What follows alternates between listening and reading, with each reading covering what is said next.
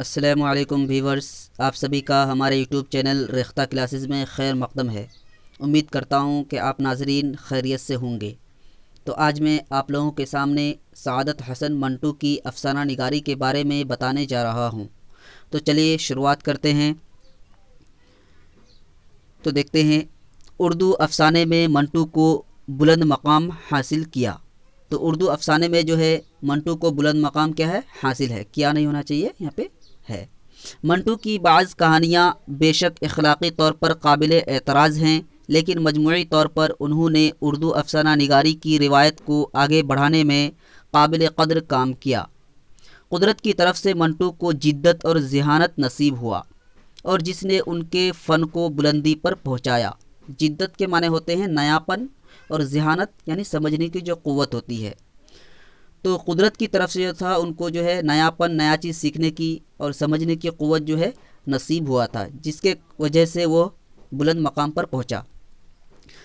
تو سعادت حسن منٹو 11 مئی 1912 عیسوی کو لدھیانہ کے ایک گاؤں میں پیدا ہوئے تھے۔ تو ان کی پیدائش کب ہوئی تھی؟ 11 مئی 1912 عیسوی کو۔ کہاں؟ لدھیانہ میں۔ ان کے والد حسن منٹو کشمیری تھے۔ تو ان کے والد جو تھے غلام حسن منٹو کیا تھے؟ کشمیری تھے، جو امرتسر کے ایک محلے کوچہ وکیلا میں اپنے اہل خانہ کے ساتھ رہتے تھے۔ اہل خانہ یعنی اپنے گھر والے کے ساتھ رہتے تھے۔ منٹو کے دوست اور سوانح نگار ابو سعید قریشی کے مطابق سعادت حسن بچپن ہی سے کھلنڈر اور شرارتی قسم کے لڑکے تھے۔ کھلنڈر کے معنی ہوتے ہیں جو کھیل کود میں مصروف رہتے ہیں یا مشغول رہتے ہیں، اس کو کہتے ہیں کھلنڈر۔ تو وہ کھلنڈر اور شرارتی قسم کے کیا تھے؟ لڑکے تھے، جو اپنے دوستوں کو چونکانے کے لیے غیر معمولی شرارتیں کیا کرتے تھے۔ سعادت حسن کے دوست اسے ٹامی کے نام سے پکارتے تھے۔ منٹو میٹرک کے امتحان میں 3 مرتبہ فیل ہونے کے بعد انہوں نے 1931 عیسوی میں یہ امتحان پاس کیا۔ تو سعادت حسن منٹو جو تھے تو 3 بار میٹرک کے امتحان میں 10ویں میں فیل ہوئے تھے، اور آخرکار 1931 عیسوی میں پاس ہوا تھا۔ ان کی سوچ اور زندگی میں ایک نیا باب اس وقت شروع ہوا جب 1933 عیسوی میں امرتسر میں ان کی ملاقات عبدالباری سے ہوئی، جو اس وقت کے ایک معروف اسکالر اور رائٹر تھے۔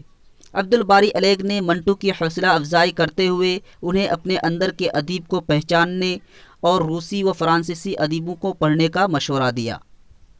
سعادت حسن منٹو نے کارل مارکس کے نظریوں کو بھی پڑھا۔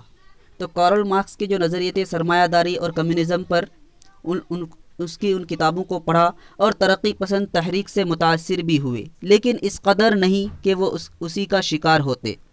انہوں نے اپنے اندر اپنے انفرادی افسانہ نگار کو زندہ رہنے دیا۔ منٹو کے پہلے دور کے افسانوں میں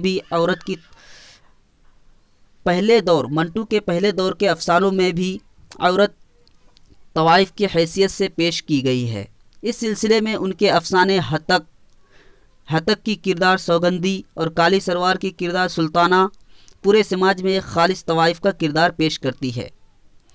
تو ان کے جو افسانے ہیں ہتک، اس میں جو ایک سوگندھی ایک کردار ہے، اور اس کے بعد کالی سلوار ایک افسانہ ہے، اس میں کردار جو سلطانہ ہے، یہ جو ہے پورے سماج میں ایک طوائف کا کردار پیش کرتی ہے۔ انہوں نے افسانہ نیا خون میں نظام حکومت کی لعنتوں کے دور ہونے کی غلط امیدوں اور خوش فہمیوں کا پردہ چاک کیا ہے۔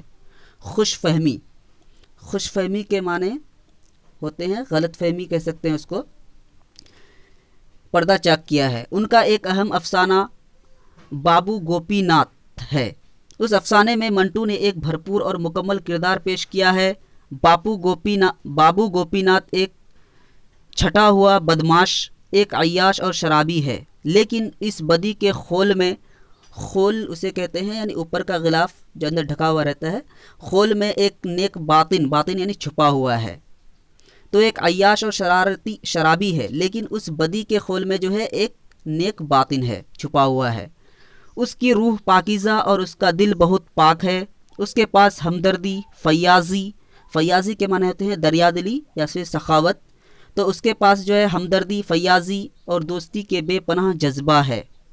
منٹو کا پہلا افسانہ تماشا 1934 عیسوی میں عبدالباری علیگ کی زیر ادارت نکلنے والے اخبار خلق میں منٹو کے فرضی نام آدم سے چھپا، جو جلیان والا باغ کے قتل عام پر لکھا گیا تھا۔ تو منٹو کا جو پہلا افسانہ تماشا ہے وہ 1934 عیسوی میں کس کی زیر عدالت میں؟ عبدالباری علیہ کی زیر عدالت میں جو نکلنے والے ایک اخبار تھے خلق، اس میں اس کے فرضی نام آدم سے چھپا تھا، اس میں جو ہے جلیانوالہ باغ کے قتل عام کا سانحہ پر لکھا گیا تھا۔ منٹو پر ایک تنقید یہ کی جاتی ہے کہ منٹو کا موضوع صرف عورت ہے، خصوصاً طوائف، تو ایسے نقاد منٹو کا افسانہ تماشا، 3.5 آنے، بابو گوپی ناتھ، نیا قانون، ٹوبر ٹیک سنگھ کو کیوں بھول جاتے ہیں؟ اور اگر منٹو عورت پر لکھتا ہے تو اس میں غلط کیا ہے؟ عورت صرف ماں، بیٹی اور بہن کے روپ کا نام نہیں، کیا طوائف عورت نہیں؟ اس مسائل کو کیوں نہ دنیا کے سامنے لائے جائیں؟ یہ بھی کہا جاتا ہے کہ منٹو اپنے افسانوں میں عورتوں کے کپڑے اتارتا ہے، مگر منٹو تو صرف ان کو دنیا کے سامنے لایا اور ان کو بے پیرہن تو ہمارے معاشرے نے کیا۔ منٹو کے طرز بیان میں پائی جانے والی سادگی کو بظاہر اور سپاٹ معلوم ہوتی ہے، تو منٹو کے جو طرز بیان میں پائی جانے والی سادگی کو بظاہر فیکی اور سپاٹ معلوم ہوتی ہے، لیکن اس کے اسلوب میں تاثیر اور جادو بیانی کی ایک ادا پائی جاتی ہے۔